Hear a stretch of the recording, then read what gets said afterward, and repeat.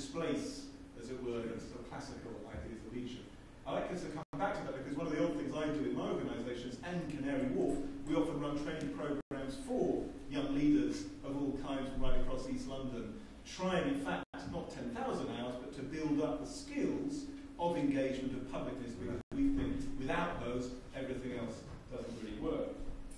And then there's a second question again, is this story of decay and decline correct or plausible? Again, look at simulated TV debates, look at those acts, public spaces, and it's quite easy to believe it. But if again, you look at this area, which I know very well because my organisation is based there, in the borough of Tower Hamlets, Canary Wharf may be quite cut off, but there's an extraordinary vibrancy of public activity. In the last few years, there's been an election not just for young mayor, with double the turnout of the local council elections. There are participatory budgeting exercises in every area of Tower Hamlets, which are the equal of any in the world in terms of the levels of engagement. We've just been through an extraordinary election campaign. One of my colleagues was elected MP. Thousands of people taking part on all sides, knocking on doors, and really live arguments about the issues. And of course, alongside the face-to-face sort of polis, res publica, the online life of Twitter and Facebook and so on, every bit as alive, and in this case involving people in Bangladesh, as well as right across other parts of the world, Somalia, and so on. So I think the story of decay perhaps isn't quite accurate, but then my very final comment is this. Does that mean that Richard was wronged in The Fall of Public Man, or was he in fact being the absolutely ideal intellectual who, by so forcefully warning us about what we might be about to lose, ensures we don't actually lose it? Thank you for that. Do you want to answer those two questions? Because in a way, in what you've just said, what you're experiencing, say, in East London, I'll come to you in a second. No need, but I do want to say Geoff, do you want to just draw that out? You've posed these two questions, but clearly you have a sense. I think there are skills, well, to my first question, I think there are skills of being a citizen, being a part of public life. There's skills in a democracy. Every citizen needs to have at least some of those skills, and people you want to put into positions of leadership, decision-making, and compromise need even more skills. And in a very diverse, messy, difficult city like East London, you actually need even more of those skills than anywhere else. And perhaps if I asked Richard Rogers just to comment on the issue of the relationship between public space. Has there been a deterioration of the quality of public space, the design of public space over the last decades, which doesn't allow the sort of engagement that we're talking about? Surely not. I would say that in the last, again, it depends where. It's a very general statement, so it's very difficult to pick it up. You can play it in many different ways. But if we're talking about the wealthier part of the world, I suppose, I would say that there is certainly much better recognition of public domain. The concept that the car can actually be squeezed.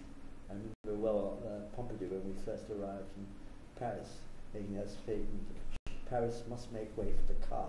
I don't think anybody today would do that, which means there is a beginning. Any president or king or leader would do that without the consciousness that actually it's all about people. So I think in one sense I'm well optimistic. David? I think that there is a kind of I think Richard's right in terms of sort of looking at it in terms of kind of relationship. Can you hear? No, we can't. Yeah. I think Richard's right in terms of the relationship to the car. But there's also another thing which is also of concern, that public space becomes a kind of ornament almost in the city. That it almost just becomes a kind of visual ornament and sort of becomes vacuous of its sort of intent, and that becomes. I'm not sure how to kind of critique that in the sense of understanding how contemporary life kind of relates with that, in terms of the kind of evolution of the technologies and the way we kind of use the city. But in a way, there's a desperate sort of as it were isolation, an isolation that occurs from the artifice of the city. I can say that, which I think becomes something that's worth discussing. Well, first I want to thank the three of you for coming. Two of my favorite architects and my long-standing interlocutor and friend. Maybe it's worth reflecting on what we mean by democratic in this context.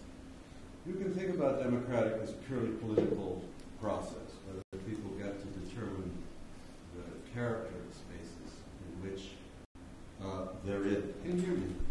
All right? Yeah, fine. No? Don't lean back. And then I'll move this here. I like to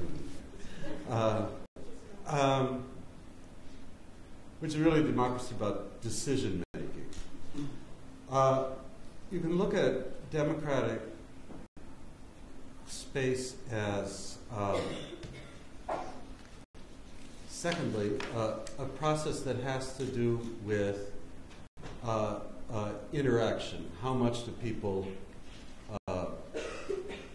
relate to one another? How much do they talk on the street, notice each other, and so on? Which is not a political process.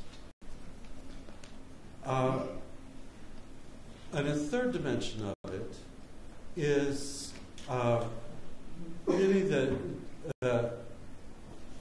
democracy defined by the notion of skill that you have, of people that feel that they're competent in a complex environment, which is a rather more elusive notion of democracy.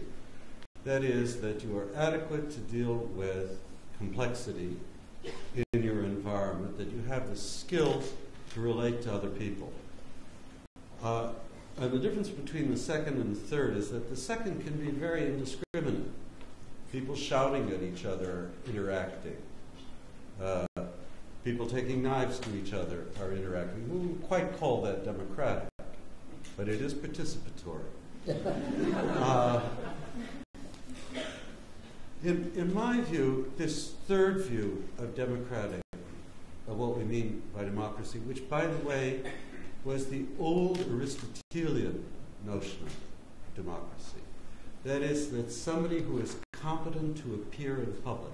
That's what Aristotle meant by a democratic person. And a democratic city is one in which people are competent to appear in public. Has a very specific relationship to build form. When I look at the contrast between these two photographs, and particularly when I look down here at the Pantheon and the area around it, contrasted to Canary Wharf, I would say that the difference between the two of them is that the built form in the first leaves ambiguous whole zones around the Pantheon. I'll show you exactly where they are. It's quite interesting. It's these spaces which, when the Pantheon was built by Hadrian, thank you very much. This is so polite, these Italians. Come on, quick.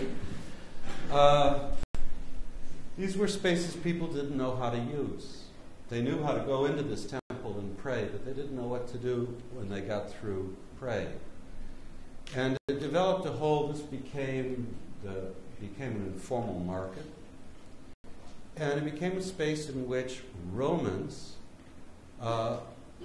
developed a whole new set of rituals in a space which was undetermined by power, in which there was no function allotted to it. It was, in Aristotle's sense, a more democratic space. The people had to learn how to use it. They had to learn how to be competent in space. If you go to Canary Wharf, now I may be wrong, Geoff, but when I look at this big semi-circular building, or the layout of these other very large spaces, they're so predetermined that the idea of learning how to become competent in that space, how to negotiate it, your relations with others, is precluded. To me, they're undemocratic because they're overdetermined. And they're removing agency by providing precision. Geoff, on this point, and then we'll move on. First of all, Canary Wharf was built by bypassing democracy. All of this happened by a government deciding we will actually essentially sideline all local democratic structures and just do it. And that was built into its DNA. People then reacted. Just a little bit along there is where in 1994 they elected a BNP councillor in a reaction in some ways both against the overdetermined planners but also against a whole series of other things which were happening. I find there's still a largely dead space, as you described, and we next week open a part of a building there to run various programs, so I'm living here. The time which is the exception, interestingly, some of you may have been there, is the marathon. The marathon in Canary Wharf is completely transforms its field, as the whole area is covered with people, some running, obviously, but mostly just kind of milling about and doing things and taking it over. And in an ideal world, it would have been built more deliberately incomplete in all sorts of respect and allowed events like the marathon to help define how to evolve into a really owned space. I don't think that really occurred to the people having it. I think what I'd like to do is to take this discussion a little bit further in a way to another step, which relates very much to this issue of democratic space and how it can accommodate difference. And in Flesh and Stone in 1996, Richard talked about the diverse city, making a very, very detailed comment, and I think it's useful to just read it out, about the village in New York City, in Manhattan. I don't have an image of it, but I have an image of London, which I'll show in a second. But I think we all know what we might be seeing. But hear what Richard says. Yet one's eye often provides misleading social information about diversity. Jane Jacobs saw people in the village so tightly packed together that they seemed to have fused. On MacDougall Street, though, the tourist action consists mostly of people looking at one another. The Italians occupy the space above the street-level shops, talking to their neighbors in opposite buildings as though there were nobody there, below. Hispanics, Jews, and Koreans interweave along 2nd Avenue. But to walk down 2nd Avenue is to pass through the ethnic palimpsest in which each group keeps neatly to its turf. Difference and indifference coexist in the life of the village. The sheer fact of diversity does not prompt people to interact.